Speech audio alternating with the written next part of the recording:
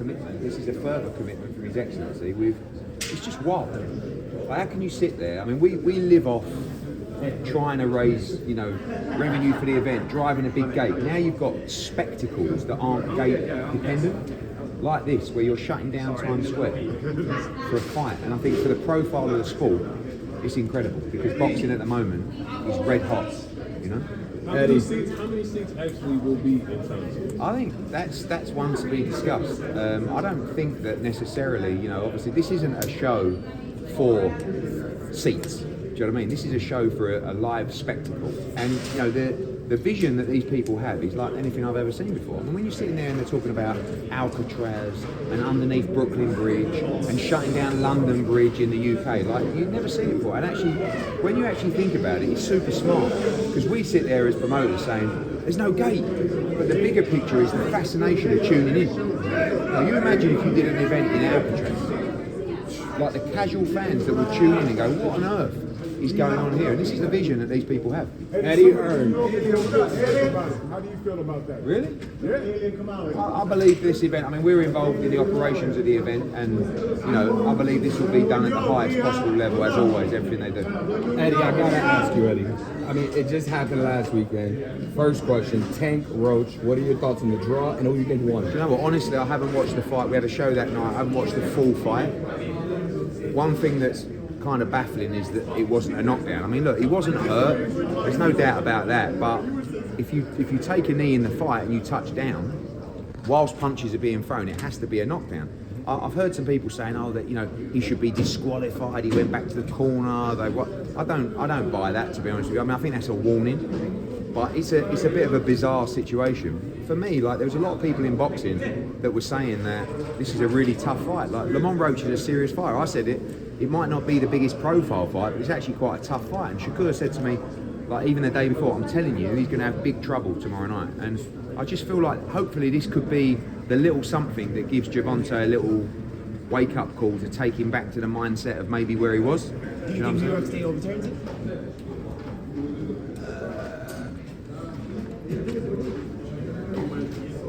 No, I don't think they do.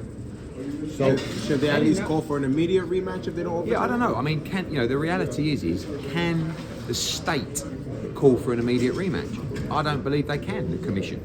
It's really up to the governing body. I mean, the commission can overturn a decision or rule on a decision, but can they order a rematch? That really has to come from the governing body, the WBA, to say, if you want to remain lightweight world champion. But everything I'm hearing is the rematch is going to happen anyway. Like, I think it's pretty much done. Talk to us about the star power in this May 2nd card. Yeah, I mean, you've got three of the hottest young fighters in terms of that, that social media presence, that digital presence, and the reach out of, that younger generation. Ryan Garcia, huge name. Devin Haney, huge name. Teofimo Lopez, huge name. And do you know what? What I like about it as well, they're all in real fights. I love Rolly. I think he's a great character, but I think Ryan will deal with him well. There's a lot of mystique over the comeback of Devin Haney. Don't forget, it's going to be a year since the comeback. I think it's the right fight for him. But also at the same time, Ramirez is coming off a defeat. I think Tio's got a tough fight against Barboza. We just had him on our show. He won a close decision, but his confidence is going to be rising. And Tio is, like, I've got to say, I love Teofimo Lopez. He's well out there. I don't know what I'm just watching him walking around. I think, I want to be on your planet. Do you know what I'm saying? I want to be on Teofimo's planet. But that's actually a tough fight. Eddie, now that we've seen Gervonta, challenged in the ring with a great boxer, how do you feel that the Shakur fight will go? Listen, no disrespect, but it's only now. I mean, you guys know how good Shakur is, but it's only now after Saturday people are going, oh yeah, I think Shakur can beat Tank. We've known it for ages. Like, I have so much confidence of Shakur Stevenson beating Gervonta Davis. But they're two of the best lightweights in the world. They're two of the best fighters in America. It's a natural fight to make. The only thing I'll say is I think the Lamont Roach fight gave PBC another option. I mean, I don't know about you guys. I'm hearing he'd agreed to fight Jake Paul, which is just the most bizarre thing I've ever heard in my life. But that's boxing. But actually, the draw gives him another opponent in a bigger fight, because it's a much bigger fight now, right? So they've come out of it okay. because now they've got another option for later in the year to go back to the same arena or Atlanta or wherever they're going to go and make a much bigger fight, the rematch against Lamont Roach. Absolutely. And Eddie, do you think we ever see a Shakur versus Keyshawn Davis? No, they're like best mates. I mean, he's told me he would never fight Keyshawn. No chances. I don't. I mean, that's one for the guys, but the way I see it, no. I mean, Turkey got the bag though. You think if Turkey throws him a good bag, they're very loyal to each other. They're very close, and I doubt it. I think for me, the best fight in the division, what I'd like to see is I'd like to see Shakur Stevenson against Gervonta Davis and Keyshawn Davis against Andy Cruz, and the winners fight the winners. Hey Eddie, so with these type of infrastructures that are being set up, a lot of people want to ask, how do you guys make money off an event something like this? Like, is there just No, I don't. I think for the look, everybody's different, aren't they? When you're running a promotional business, like you rely on the numbers, you rely on the business, you rely on the balance sheet.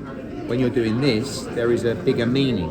When you're doing Riyadh season, there's the value of Riyadh season around the world. When you're doing this is the Ring magazine. So this is a push for the Ring magazine. That's what it is. And I think obviously it's different to us running the event from a balance sheet perspective, but also the way that this event's being run. I don't think I think it's going to do very well.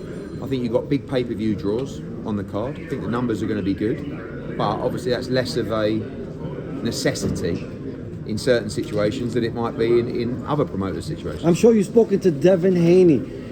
People believe that this is a tough fight for him coming back. Where do you think he is at speaking to him mentally? I don't talk that much to Devin. I mean, I'm really fond of him, and I think he's a great competitor. I think that it's going to be an interesting comeback. I think it's a good opponent. I think Ramirez is a solid test, not a puncher, not dangerous, but very competent. And I think the style will really suit Devin, so I think it's a great fight for him to come back to.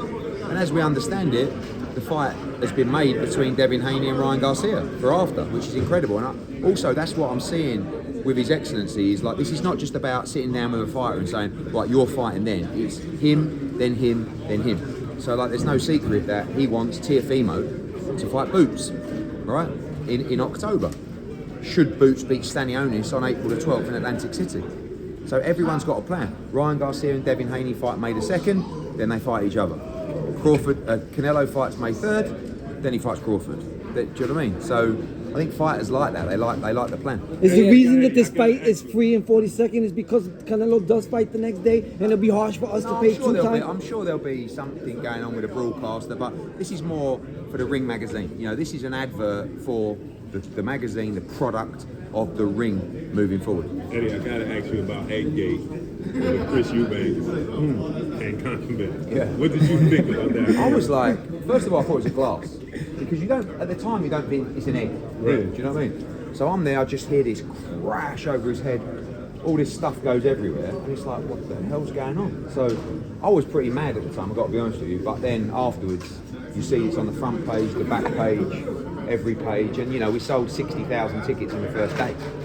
So the event is huge, another Ring magazine Fatal Fury event, and just going to be epic. It's a real bad blood fight, and bad blood sells. But yeah, I don't believe, you see it again today with KSI and Dylan Dennis. We do a lot of work in the community with grassroots. We're really trying to make kids understand what boxing is all about. And you don't raise your hand to an opponent, you don't strike an opponent at a press conference. We all want beef, right? You guys love it. It's great, but actually, for me there's a line. He crossed it. He don't care. He certainly don't care what I say. But it'll all be decided April 26th. Hey, Eddie, what do you think about the with a Billy pocket King full stuff of that's eggs. going on with the top rank and Daniel Cunningham, this is Tyson Fury? Are you familiar with? Do you know, I haven't really seen too much on it. I've seen it floating around, but we concentrate on our own business and our own TV deals and go from there. Eddie, what are your thoughts on a few fighters getting sick in Saudi during Riyadh season? Nothing. I mean, you get, unfortunately, you get sick everywhere. Like Floyd Schofield, when we talk about getting sick, was he sick? I mean, I don't know. I don't represent him, so I don't really know what happened. I know there was some wild allegations from the get-go, none of which really made sense. Did he even want? Shakur said to me, he will not fight me. And when he turned up in Saudi, I texted Shakur, I said, told you. your boy's here. He said he won't get in the ring with me. I'm like, it's 5 days away. And when it happened, he weren't even surprised. He went, I told you. But Daniel Dubois was getting double-digit millions for that fight. Like, trust me, he was devastated. You know, and you're travelling around. Sometimes you can get, you know, an infection, whatever it is. So, you know, we're not seeing loads of people getting sick. We're seeing one guy, which we don't really know what happened, and another guy had a viral infection. That's it. Eddie, I gotta switching gears a little bit. I just gotta ask. So last year, September, Edgar Berlanga had one of the biggest fights that you could ever imagine. Huge payday, Vegas. In a week, we see him in Orlando, Caribe Royale. So it begs the question: what do you say to folks who say, you know, how do you go from headlining a main event to being a co-feature on somebody else's card? Yeah. This is a really transparent situation, so I'll just give it to you straight. Sure. When he fought Canelo Alvarez, he wanted a comeback fight, right? And the comeback fight really was not like a headline event. It was just, if I get beat, I want a chance just to have a quick win and then go into a big fight. So in Edgar Berlanga's contract, there was a provision for a comeback fight on an undercard in a straightforward fight. Okay. When he fought Canelo and did really well, and you know his profile rose, we then spoke to Edgar Berlanga and Keith Connolly about the possibility of headlining in Puerto Rico. We tried to do a different kind of deal. We spoke to DECISON. We ran out of time. So in the end, it was like, we're out of time. Let's just revert to the contract, get that one done, and then we'll move into a big fight. So when people say, is there a fallout? There was probably 24, 48 hours of, oh fuck it, like, you know, like, I'm a free agent. yeah, but he's a free agent after this fight. And if he does want to go elsewhere, we've done the most incredible job for him. I'll shake his hand and I'll say good luck. I hope he spends the rest of his career with Matchroom. But what we're doing is we're honouring our contract instead of not giving him a fight and it all, you know, mixing up. So it's not an ideal situation, but he's going to go in, hopefully look good in Orlando, and then we're going to put him in, hopefully, with Caleb Plant, with Charlo. He's a big name, he's a great fighter, and I think he's got a huge amount to give to the sport. But I wasn't prepared to not honour our contract and just fall out of not giving any fight and then kick him down the road till the summer, because he needs to fight. Get this win and then move into a big fight.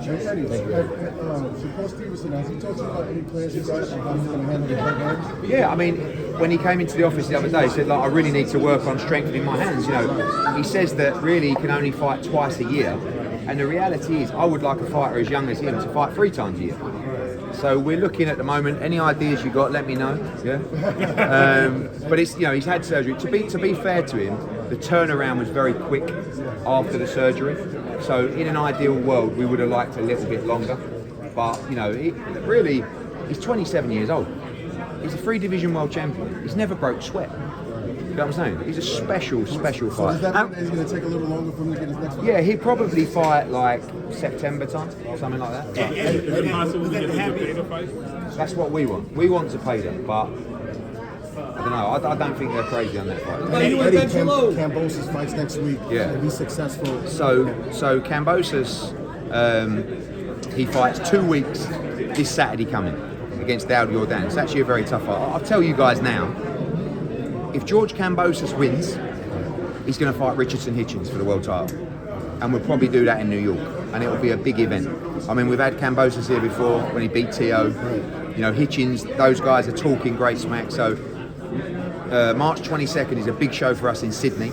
And I'll say now on record, if George Kambosos beats Yordan, he will fight Richardson Hitchens in May or June in New York. What about T.O.? I know Hitchens and T.O. Yeah, I mean, we didn't really even get into any negotiations about the unification. But, you know, for me, when we talk about a plan for a fighter, what I'll say this about Kambosos and about Hitchens. If we make Kambosos against Hitchens, the winner should unify against Teofimo Lopez, right? If it's Hitchens, you've got 2 kids out of Brooklyn, 2 great American undefeated fighters, well, Hitchens undefeated fighters. If it's Kambosos, you got the rematch of probably one of the most bad blood fights you've ever seen and one of the brilliant events just around the corner here. So for me, when I'm talking to both guys, I'm saying, Kambosos, you win on March 22nd in Sydney, you fight Hitchens. You beat Hitchens, you fight T.O. Hitchens, you bite Kambosos, you win that, you unify against Teofimo. At what point did you know that you wanted to sign Josh Padley when his name was dropped as a opponent? I just like stories. Like, I know Josh Padley had a good win on the Riyadh season card in Wembley, And when we needed an opponent, I went to His Excellency with 3 guys. He went, I remember him, let's have Padley. And from there, the whole story of him dropping his tools, do you know what I mean? Coming out, obviously he made life-changing money. And also from there, the crowd, like when he got introed, you could hear the crowd in the arena like, yeah, we know about Josh Padley, go Josh Padley. And I thought, you know what, this kid can fight. And like when I spoke to Shakur, he said, I'm telling you, this kid's a good fighter. So let's give him a chance, let's run the story. And I like kids with stories like that, you know, let's give him opportunities and see where we get to. Eddie, what's the update with that was probably the happiest we've seen you when the announcement was made. Do you want to see a part